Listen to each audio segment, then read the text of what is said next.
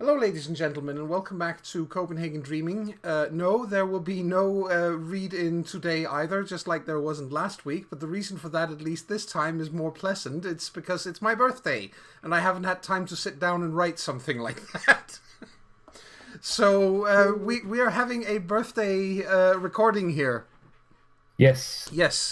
This of course means that our storyteller gets a birthday reroll. So one of the NPCs rolling against us has a chance to succeed where they may have failed before. Brilliant. All right. Okay, Chris. Well, we do need a recap. I mean, do we really? I mean, we can just pretend. No, it's fine. Well, only a few things happened last time on Copenhagen Dreaming. We continued to get settled into Dublin, in Ireland, where we were all on a diplomatic mission on behalf of the courts of Copenhagen. We spent some time in the home of Francesca Smiles at Gaia Eleonora, who was very kindly putting up with all of us being there. What the nice werewolves, you know? And we discussed basically what we were going to do, how we were going to do it, why we were doing it, and what we expected the outcomes to be.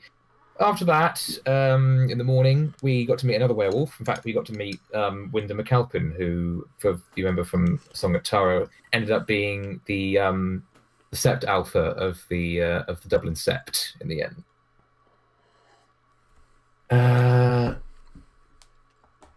Yeah, after that, we as we were making ready to go out and just sort of spend the day doing stuff, we witnessed an explosion of glamour somewhere off in the city, and getting to the scene of the incident, found that we had witnessed the chrysalis of a new young redcap, and we spent some time with her, calming her down and explaining sort of what the hell was happening to her before a more experienced member of the actual, Irish Fae could come and take her along and have her inducted into their court and their way of life. After that, we did some touristy stuff. Jonas decided it would be a good idea to go to the most fondled titties in all of Dublin, the Molly Malone statue, and motorboat them, which we all filmed because, tourists. Tourists. We saw St Stephen's Green, which was lovely. And towards the end of the day, we actually made our way to the Bleeding Horse pub, which is the where the Irish court is located. Rather than being, I think it says something interesting that this is in Jones' World of Darkness. This is where sort of the primary court of the Fae. This is where the High King of all the Fae is residing, and it's not hidden in like a big grand museum or in some ancient but venerable underground location. It's in a pub. Yep. I love it, if you know what I mean. We met Miala, the lovable squirrel puka from Song of Tara as well. We went into the court. It was belying the exterior. The interior of the court of the Fae Island is just massive. It dwarfed anything we'd seen before. We were accosted on the way in by the sister of the RE, but after we sort of explained who we were and what we were doing and about how, forgive us for not showing proper deference, she allowed us to make our way further up, and we ended last week's session with all of us either kneeling or bowing or otherwise showing something resembling respect, I suppose, to the RE of all the Fae everywhere in the form of Rory O'Leary, whose name I will never get tired of saying. Exactly. And literally just as you finished, Rasmus's telephone went off, so I think we may have to wait a couple of seconds for him to get back, but it is correct. You are currently in the heart of Fae power, basically. It doesn't get any more central than this. You are being observed from every possible angle at the same time. You are being scrutinized, quite simply. Most of you obviously are commoners, at least from the appearance thereof, or there are two she amongst you, sure, but none of you are wearing any elaborate armor or tabards displaying your family allegiances or anything of the sort, so you're really coming across as kind of kind of low key here, small fry sort of thing. Transient bums. It's fine.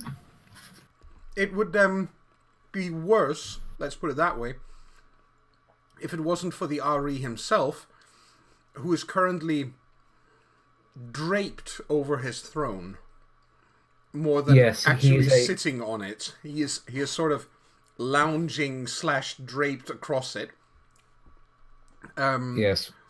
Wearing an open shirt and a pair of leather pants that undoubtedly somebody had to, somebody had to do something magical to for him to actually be able to get into them. Yes, rather than he's not quite a couch potato. He's more like a throne King Edward potato. Yes, something along those lines. He is, of course, also an exceptionally good-looking man. Mm-hmm. I should show him to everyone. Yes, I mean, considering that his mother her beauty was enough to blind people. Yes. Yes. It's not quite the same with him, but it's definitely one of those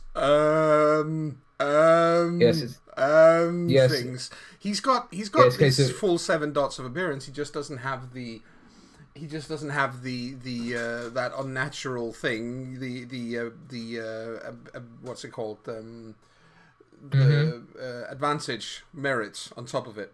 I mean, even so, from the picture you've picked, my mouth is actually going a bit dry. So. There you go. Really? I'm salivating. Yeah. Oh, you're back. Yep. Good. You're the leader? Right. Speak on our behalf, mister. I do believe the etiquette is to wait until you're spoken to. That's true, actually, yes. We keep our heads bowed and wait until we are addressed. Yes.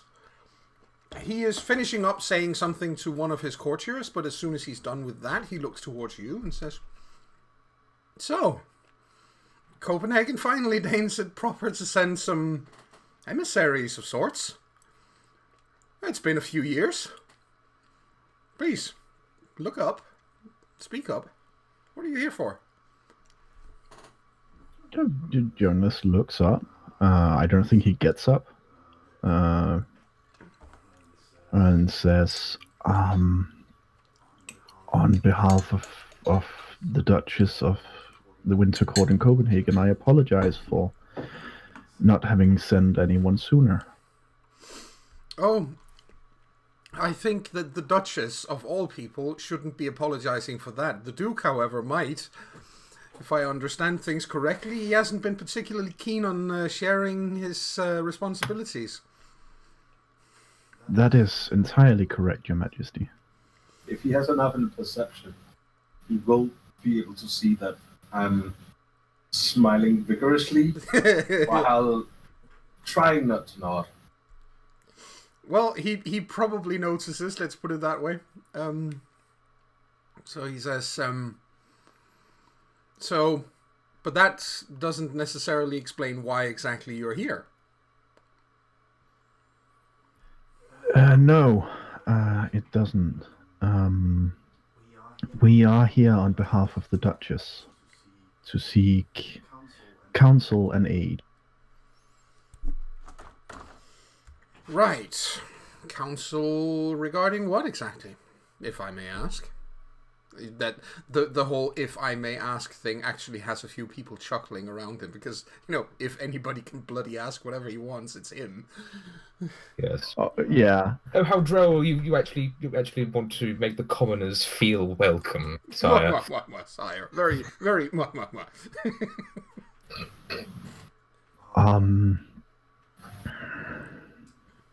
We have reason to believe that the Shadow Court has a plot in motion that will result in, a possible war. And this is serious enough that it is not manageable internally. Much as I said, I'm quite pleased to finally see someone from Denmark actually show up. It seems to me that last I heard, the Shadow Court in Copenhagen was a nuisance, but hardly a national threat. Yes, that is also correct. Our purpose for being here is twofold. Firstly, the Duchess has deemed that due to recent events and new information that she no longer considers the Duke fit for duty. But as she is of equal rank, she can not judge him. Ooh. Lady Rosenspar is certainly moving up in the world, he says, and muses a little. Last time I saw her, she was a young girl. Well, she was a young girl and I was a very small boy. Oh well. I suppose she must have her reasons for being so, well, so politically savvy as to actually try to oust the man who won Copenhagen back from the trolls. I suppose that takes a certain amount of gusto. What exactly has he done? If I may be so free as to ask, of course, and again is... Of course. Well, among his transgressions is promising the entirety of Jutland away to a dragon. That gets a lot of mumbling going. And due to events during the Resurgence War, and since then, said dragon is now allied with the Shadow Court. As rumor would have it, the Shadow Court has also allied with Sweden in order to oust the Duke and end every she in Denmark. Well, that changes things somewhat. Obviously, that is a completely unacceptable situation. Now, you say a dragon. I don't know of that many truly significant dragons in Scandinavia. I do know of a couple. So I'm assuming it's one of them, since it's that big of a problem. Obviously, you are bringing some extremely serious allegations against a very respected man. I cannot take action based on your words alone. You do understand that, right? Of course, Your Majesty. But on the other hand, if there is a threat which is serious enough that Valentina thinks that it is a good idea to send emissaries here, young as you may be, then clearly she must feel that this warrants some kind of action from my part. And she is correct, obviously. I can't actually allow her to pass judgment on her peers like that. Not on her own anyway. It would require a group of peers or someone of higher rank. The only one higher ranked would be an actual monarch. And you don't have one. I was under the impression that you were the monarch of all Fae. I am. But what I'm talking about is you don't have one in Denmark. You have one here, which means that either I summon the Duke here at a time where the situation in Denmark is obviously, from what you're telling me, very serious. And that might lead to problems in and of itself, or I pull myself off my throne and move myself to Copenhagen to do so myself. And I'm sorry to say, so much as I love your little city, that's not really my thing. So we're going to have to find some other solution, aren't we? Yes, Your Majesty. Of note, the lady, which would be the dragon, has given us a year before she takes action. I see. And what are her terms more precisely? That the Duke face her in single combat, or she starts killing. Yes, that's obviously not a good thing. She is strong enough to do a lot of damage before anyone stops her. I know of her. There are not that many dragons that large left in Europe. No, I do think that if Duke Hardenberg were to pack his bags and come to Dublin, she might see that as him trying to flee. I don't think we can run the risk. Would you agree? Yes, Your Majesty. That could fix. Sorry, I didn't hear that out of character. Yeah. Well, I think that can be fixed Right, how? simply by talking to the lady. Potentially, possibly, yes, if she's willing to believe you, but I may have a simpler solution for you. Right? The Duke does have a daughter, does he not? He does. Well, I could elevate her to a position where it would be possible to have someone sit in judgment.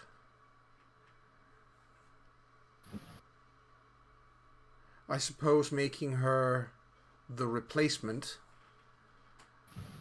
wouldn't be such a bad solution, would it?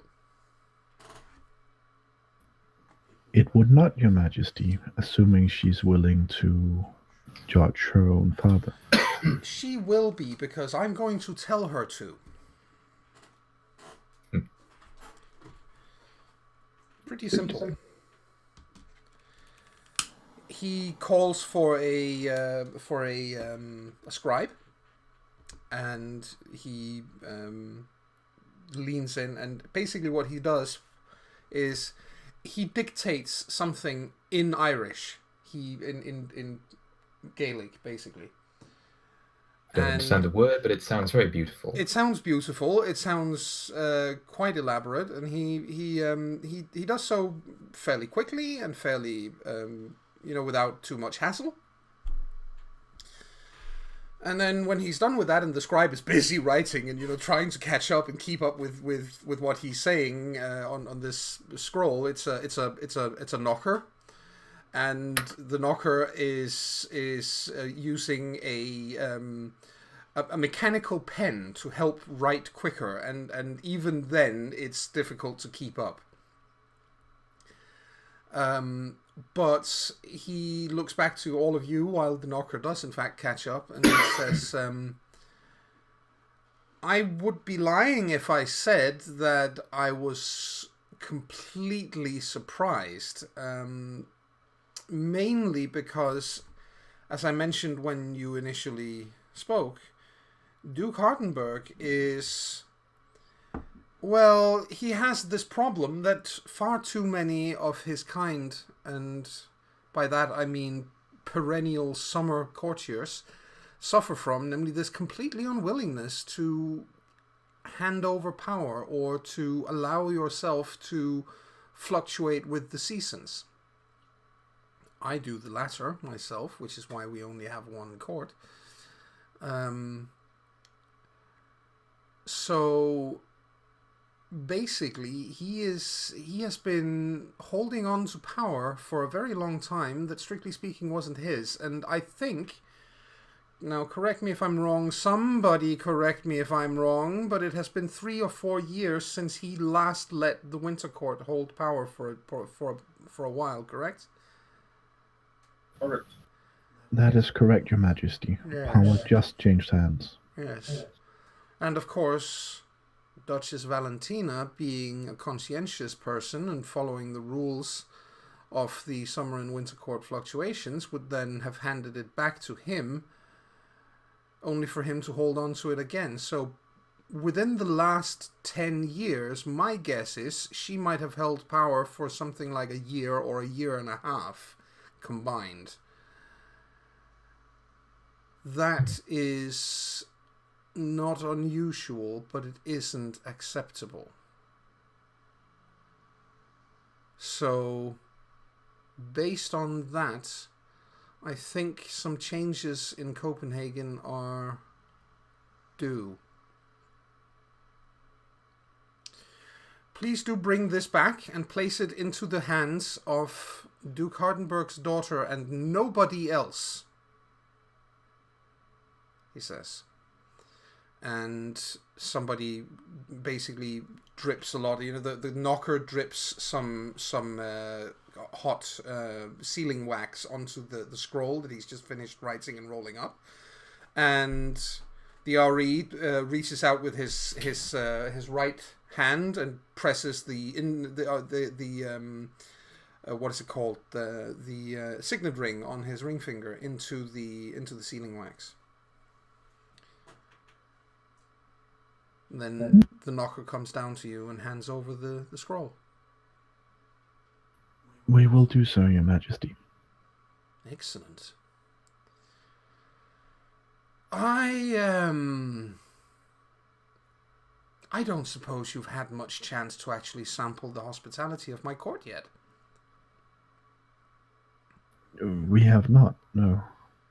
That is, and you look so famished. Oh, goodness. We can't have that. I can't have guests walking around looking like they're, you know, withering like leaves on the wines of autumn. Come on, somebody. And a small, I would almost say a small army, but at least 20 different fae of various kinds all step forward with opening their various pouches or producing something from, you know, they might be carrying a locker or a box of some kind. They open them up, and there is dross enough for you guys to fill up on glamour again.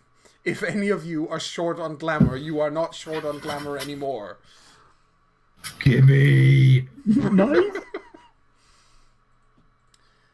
And how much is short and how much is not short? How much is your maximum glamour?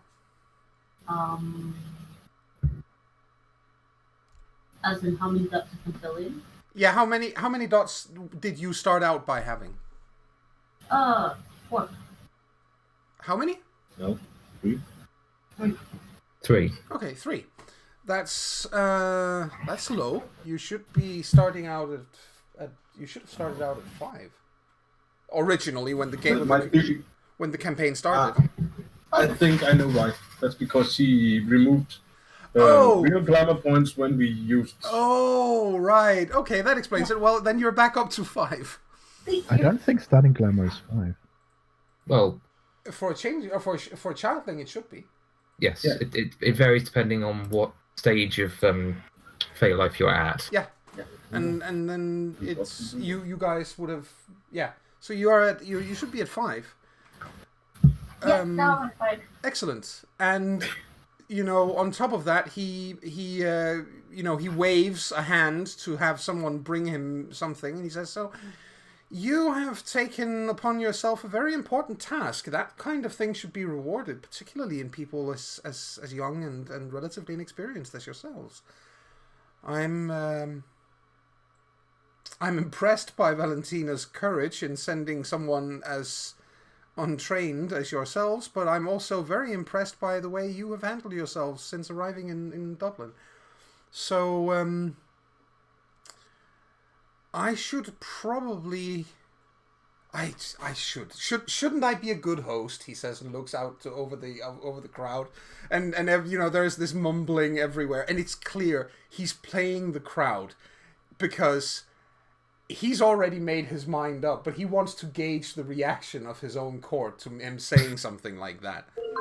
Yes, and he can see, or you can see and hear. But there are plenty of people out there who are like, it shouldn't be necessary. and then he looks at all of you and says, and he takes a bag of dross from one of the people standing nearby him. He looks into the bag and tosses it down towards you for one of you to catch. Yeah, I think one of us catches it. There is enough dross in there for each of you to stock up again on 2 more points of glamour. So even though we're already at full. Yeah, so basically dross is, it's portable glamour, it's extra glamour that you can then, when you have spent glamour next time, you can just use a dross and fill it up.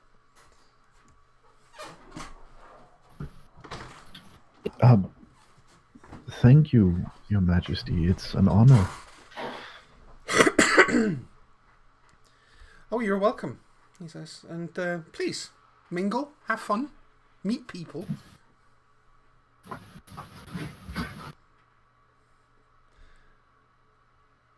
Okay, I'm back. We were told to mingle, so... We'll be given something. Yeah, we were giving a bag of dross. Portable glamour. Enough for each of us to get 2 more points whenever we've spent. Okay. Oh, so I actually has 1 dross because I only needed 1. Yep. So it's yeah. So Jonas does whatever is the polite way of saying thank you for your time, Your Majesty. That's just basically bowing and backing away. Yeah. The and the moment that you do back away, then everything sort of returns to normal, and people start talking again, because when the king speaks, everybody listens to the king. Obviously. But as soon as you guys have finished your business, then everybody just returns to talking and chatting and intermingling and so on and so forth. And you have every opportunity, if there's anybody or anything you want to, anybody you want to look up, or anybody you want to meet, or anything you want to do, then now's the time to do it. Yeah, I think Jonas is definitely going to take up the offer to mingle. Yep. Anything Absolutely. in particular you're looking for? Friendly faces. I don't want to approach someone who looks like they want to hack me to pieces. Nobody here looks like they want to hack you to pieces, but there are people here who look more grouchy than others at your presence, obviously. But there are a couple of knights standing around, and you don't, it's pretty obvious what they are, because they are in plate armor. Oh. Standing around, looking, if nothing else, looking a bit interested in these foreign kids. Yes. I think Jonas will introduce himself to one of them, and I think actually ask if they know what happened to the red cap girl. No, they are. None of them are aware of what has happened to her, but they are aware that a young redcap was discovered earlier in the day. In fact, they tell you that has been kind of the talk of the court for most of the evening. It's always nice when something like that happens. Although one of them does quirk a crooked smile and says, "Even when it's a redcap." But you do realize that there are in fact redcaps at court. No. Do I dare speak to them? Are they looking grouchy? Redcaps consistently look grouchy. When they smile, they look horrifying. Well, I think if one of them looks less grouchy, Jonas will definitely introduce himself. Right? That's a it is an older man, probably a grump from the looks of things, or he is a grump from the looks of things. What? Oh, you're them foreign ones. Right. Yes. What? You're very young to be sent all the way here. Yeah, that's most of us actually had to ask our parents' permission still. Oh, I would have just gone. Some of us did that too. Which ones of you did that? You don't have any red caps amongst you. No, that's true. August, I believe you didn't tell anyone you were going to. No. I like you. You have the right attitude. Well, my parents are stupid, so didn't really bother. At least some parents are. I can recognize that. Yeah. I know. I'm one of them.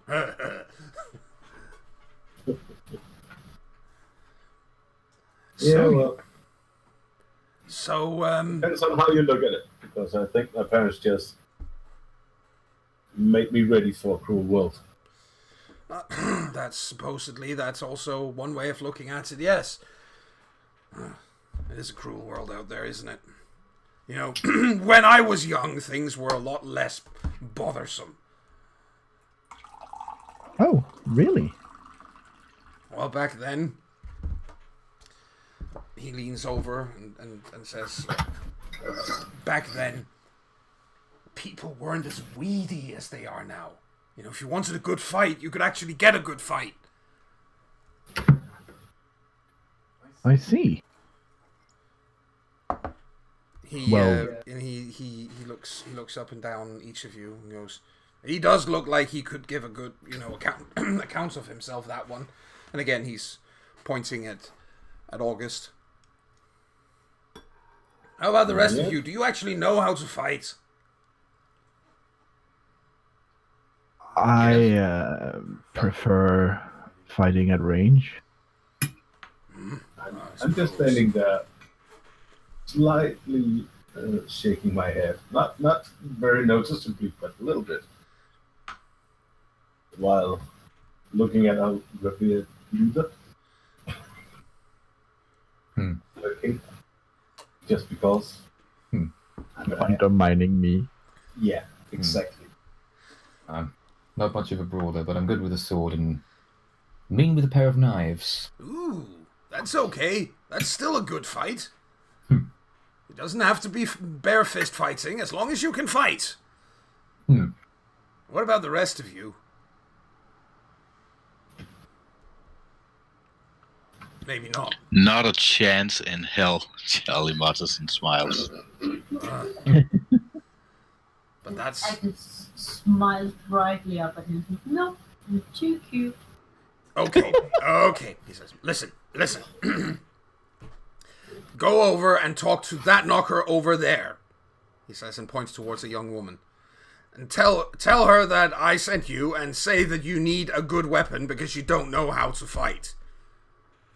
He looks at Charlie when he says that.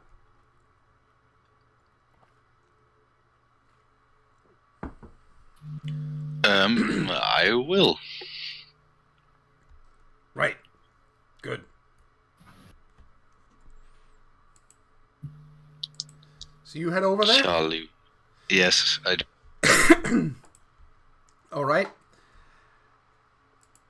You head over to where you can see there's actually a group of people standing there. Not just the one, but a group of 4 people talking, but only one of them is a knocker. So presumably that's got to be the one he talked about.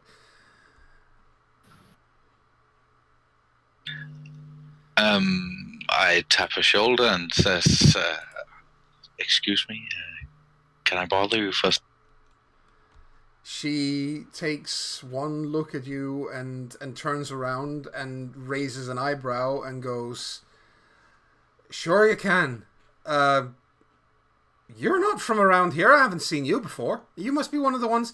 Oh, you're one of the ones that his Madge just talked to. Yes, Right. indeed. Right. All right. And he's not a feckin' Egypt. He can be pretty charming. And she extends a hand and smiles and says... And Charlie takes it. Says, the name is Kiva.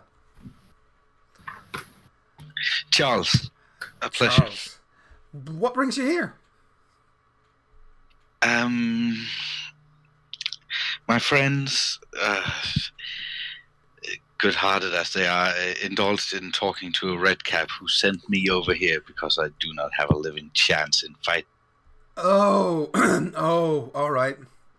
Don't mind old Elwyn. He's a good soul, despite his kith.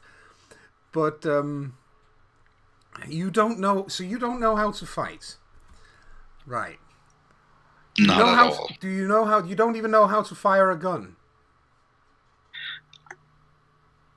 I have tried it at carnival. That's more than some people. That's a good start, she says. And then she looks over your shoulder towards where the old redcap stands, and you can hear her say, there's no chance that he can hear her at all this distance, but you can hear that what she says is, "You owe me one." And then she she reaches on into her belt behind her, pulls out a revolver. This thing looks like it came out of some steampunk nightmare. And she holds it out to you and says, "Here, try this." Not in here, but... Charlie takes the gun, and it's very, very clear that he is not comfortable around weapons. And she says, "Here, you're holding that like a sailor would hold a dick. Come on. Here." She demonstrates how to hold it. She basically... It should probably be said here that she is a very, very, very good-looking girl. And basically she does the whole, you hold your hands out in front of you like this, and then she goes behind you and she adjusts your aim and so on. She does take the bullets out first. And then she's basically demonstrating. So she's putting you in a very awkward position here. Luckily, Charlie has the ability to phase that out of his thoughts. That's good. Yes. Wes, what would your girlfriend say? Yeah, I think the true love trait is a very good one. Right there, it definitely is.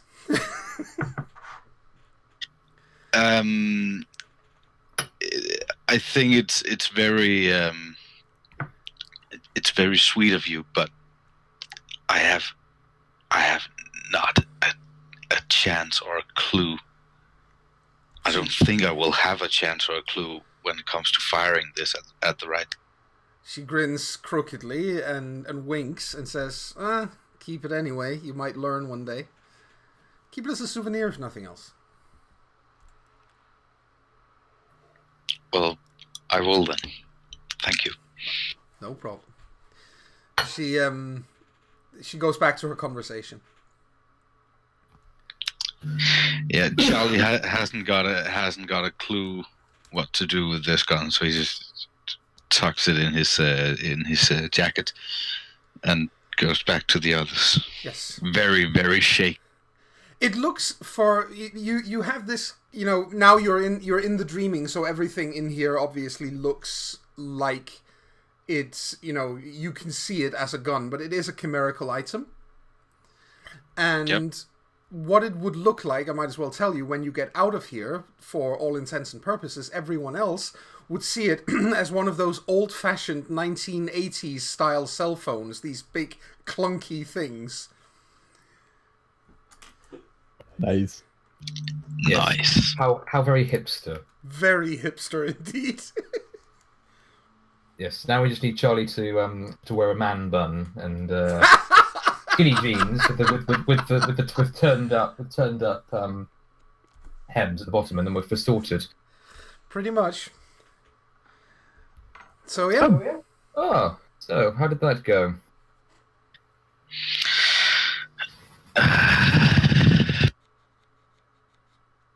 Interesting reaction. Did she give you? Yeah. Did she give you a weapon? Just don't ask. You You really don't like the idea of having to actually fight anything, do you?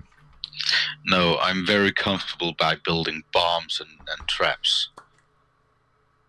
But I learned last time in the meat city that I can live without. I can go the rest of my life without fighting directly. That would be preferable, wouldn't it? I would argue, considering the circumstances we might find ourselves in, that you may find very quickly that you won't be able to live the rest of your life without having to fight directly, and that's what worries me. I mean, aside from the nature of how if you might be asked or even told to fight by someone higher in the food chain than us, there's also the fact that there's every possibility that other people you may be with won't be around to help you and do the fighting while you support them one day. So it's worth at least knowing what you're doing. How does it go? You better to have it and not need it than need it and not have it.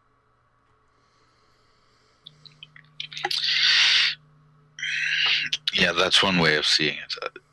I just don't like it. I don't like fight either, but I've resigned myself to the fact that I'm going to have to. And that's very grand of you. I haven't. I know. That's fine, and that in itself is also quite admirable. Just hope that you can keep it up. As they say,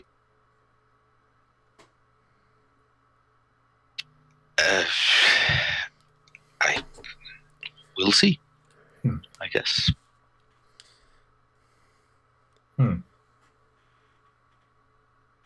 Okay.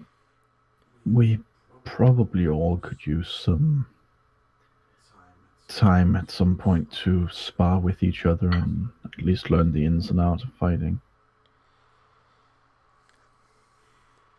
I mean, I prefer being at range, but I can't always be at range. Indeed. Actually, if you might excuse me, I'm hoping to find someone else around the court I might want to word with. I mean, sure, we don't have to be... Do you think Francesca expects us back, or should we find a motel? Out of character, what day is it? You went on was it a Thursday or a Friday you went? Can't remember. No, it wasn't even. It was beginning of the week. I think so. Yeah, so it's... Yeah. Let's say that tonight is... You've slept once, so tonight is Tuesday.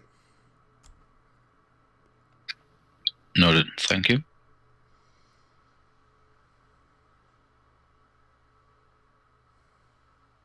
Okay. And then Joan... Yeah, sorry, go on. Did she say whether or not she would be happy to keep us with her, or if we needed to find somewhere after the first night? She didn't say anything of the sort. Okay. Did we at least get her number?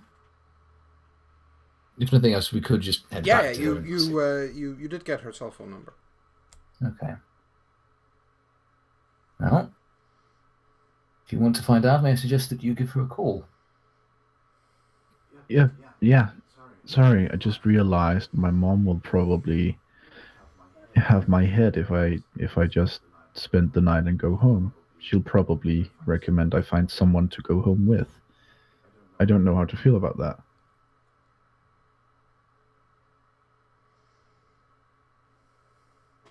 I mean, what is she suggesting, that you kidnap someone and bring them back to Copenhagen?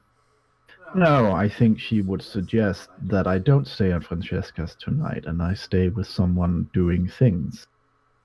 Well, how much do you want your life to be dictated to by your mother? See, I don't really in principle, but she is the fun one.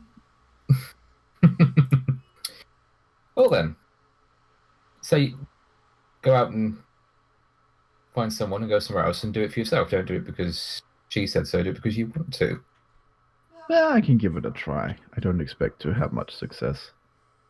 Okay, well, that's one person down. Anyone else? Do you prefer to stay somewhere else tonight?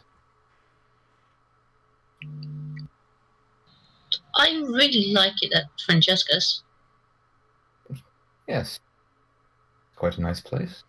And it's somewhere we know and we can trust them.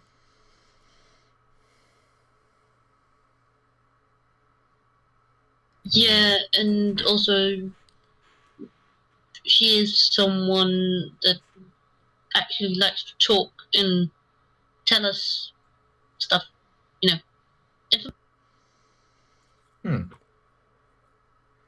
See what you mean. Okay, so that's two of us for... It should be said at this point, while you are talking about this, you may think that I don't expect to have much chance at it, but you're new and you're high appearance, so you have quite a few people looking in your direction already, Jonas. Men and women. Well, I think Jonas excuses himself and goes to see if he can find someone he gets along with.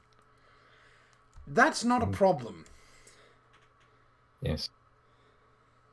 All those poor women he's going to have to disappoint. You can have them. No. Shasman isn't interested in that, unfortunately.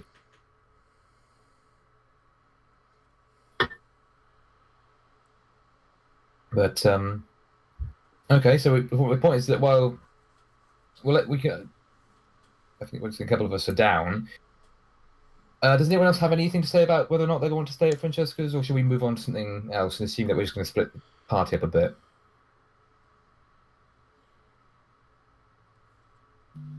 Silence was held therein. I think that means let's... That means get on with it, is what it means. Okay. In that case, I think I'd like to go back with Jasmine and actually try to go out and find someone to talk to herself. That's quite easy. Anything in particular you're looking for? Oh, what was it? People with stories and interesting lore. Again, this is the High Court of the Fae. There's bound to be information here that would be useful for an itinerant Fae of a lesser court to know about certain things that could, potentially be of use to us, or at least of use to Shazbin, certainly. Just to get to understand more of the wider. Simply having some new stories told to you and feeling like you're part of a bigger world than just the small court of Copenhagen is certainly going to help her. Basically, yes. Well, you're not in a bad place to start, because old Elwyn that you've been talking to, for one thing, is not a local either. He's American, and he's been in Dublin for a little while, but not that long. So he's got stories to tell from the wider world. Excellent. And he's quite happy to talk about them. So anything in particular she's asking about, or just, generally hanging out? That's a good point. What sort of stories could I get from a red cap about?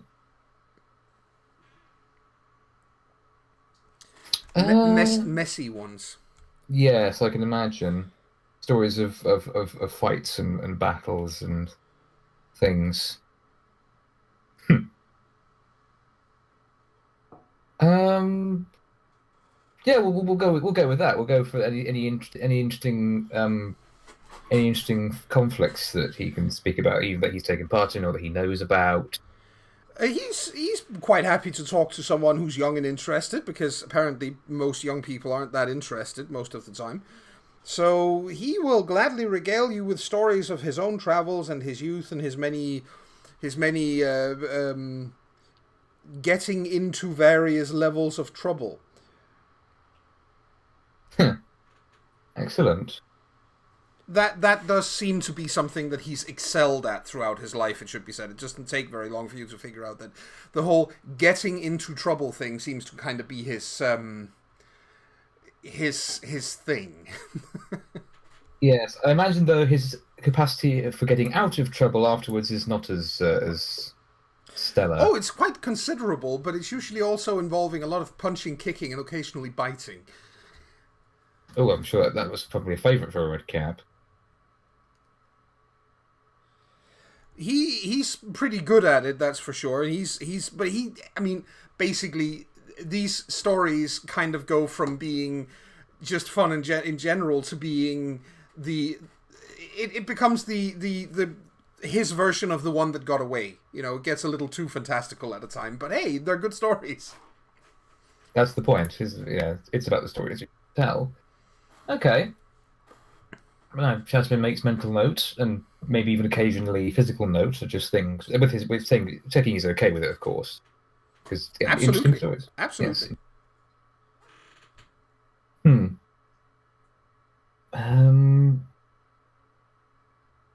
I also imagine this means that through sort of where he talks about being and the trouble he gets into, it means that Jasmine might get an idea of the kind of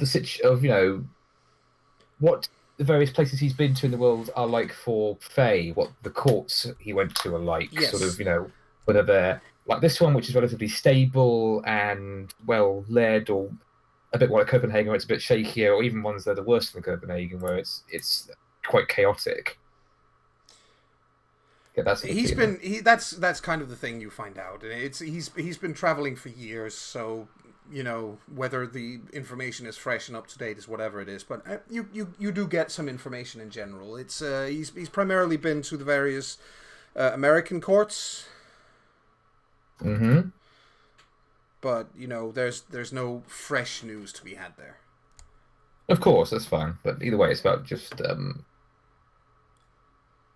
it's about expanding it's about Jasmine expanding her understanding of just how varied the courts could be. That's yes. the thing. Very is the answer. Yes, as varied as the imagination. Of course. Okay. How about the rest of you? Then, anybody else who's got something they want to do? Charlie hasn't got any plans. He's shaken enough as is, so I think he'll just hover for the evening, and when the others are making ready to return, he'll pop back. Okay. I don't like using this term. I find it very vulgar, and I normally, I just don't like how crass it is when. But given the circumstances, I'm gonna have to say it. I like Charlie, but my God, he can be a pussy at times. I mean, he holds one gun and he's traumatized. God's sake. Okay, I'll shut up now. I think Agnes is just gonna, walk around and listen to various conversations. Yep. And yeah. Several of them obviously are in Irish, which makes it kind of hard to eavesdrop on them. But on the other hand, the good thing is that Agnes is so utterly lovable that everywhere she gets, half the time they notice that you're eavesdropping, and most of the time they just kind of pull you into the conversation. Sweet. I think she's gonna ask a little bit about, stories about the king, and if anybody knows the Duchess and the Duke from then when they were a little younger, to sort of humanize them a little bit. Yes. Well, nobody you speak to have any personal knowledge of the Danish courts, but there are several who can tell you stories about how the young Ari was how he was a bit of a lad, as it said. He played tricks on people and had a thing for he had a thing for the ladies from a fairly young age. You know, he very quickly realized that women could be very pretty, and he kind of liked that. So you get very quickly an image of a king, an image of a king who's actually kind of fun loving, really. So he's actually someone you can not so formal about. He's actually more relaxed. Yeah, kind of. Exactly. He is and this is something you learn, where his mother was far stricter on etiquette and doing things the proper way and so on. Then he might grow into that one day, obviously, but so far he's more, well, you know, and as they say, you saw how he was sitting on the throne. You know, his mother would weep if she saw it, but, well, bless her, she's no longer with us. Oh dear. And you know, thing is, everybody seems to like him. That's good. That is, yeah, kind of wanted to know this.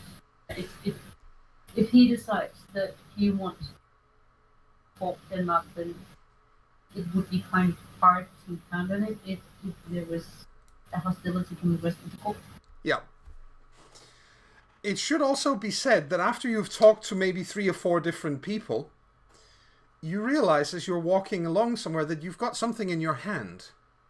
And it's kind of this right. That's a very beautiful dagger. Who does that belong to? Oops.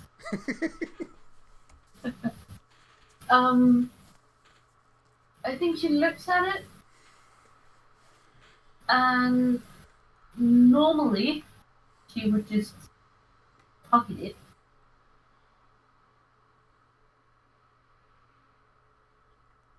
Yeah, no, I think I have to roll a willpower. Yes, go ahead. She actually tries to figure out whose dagger it is. So if I have 1, 2, 3, 4 in willpower, I have to roll for the 10, right? Yes. You roll as many dice as you have in willpower.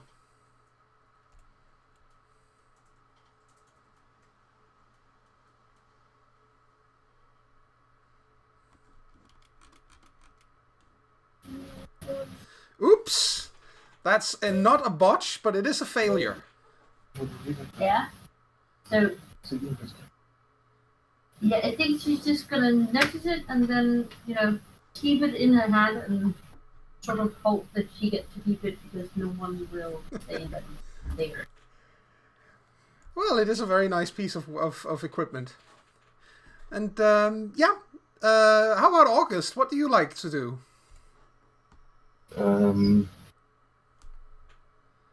Actually, I'm just not really doing much.